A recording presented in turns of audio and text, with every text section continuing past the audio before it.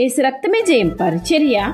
ప్రియ రక్షకుడైన యేసుక్రీస్తు నామమున ఈ ఉదయ కాలమున మీ అందరికి శుభములు కలుగును గాక. మీ అవమానమునకు ప్రతిగా రెట్టింపు ఘనత నొందును అని దేవుని వాక్యం సెలవిస్తుంది. నా ప్రియ సహోదరి సహోదరులారా, మనము పాపమును బట్టి ఘనతను పోగొట్టుకొని అవమానమునకు పాత్రులమై ఉండగా దేవుడు తన కుమారుని ఈ లోకానికి పంపించి మన అవమానమునకు కారణమైన పాపమును తొలగించి మనకు రెట్టింపు ఘనతను కలుగు చేశాడు.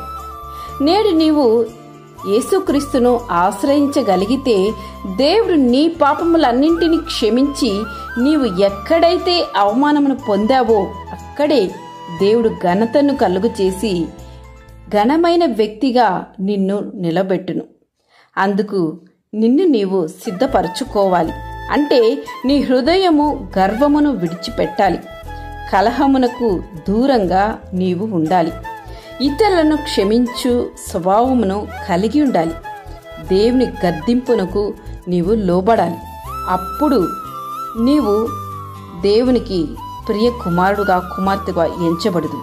అప్పుడు నేడు దేవుడు నీవు ఎవరిని ఎదుట అవమానపరచబడ్డావో, ఎవరి ఎదుట నీవు హింసపరచబడ్డావో వారి ఎదుట నీవు ఘనమైన పాత్రగా, వారి కనుల ఎదుట దేవుడు నిన్ను గొప్ప చేయ మొదలుపెట్టును. ఇంతవరకు నీవు వేదనతో, దుఃఖముతో, అవమానాలతో కృంగిపోయావా?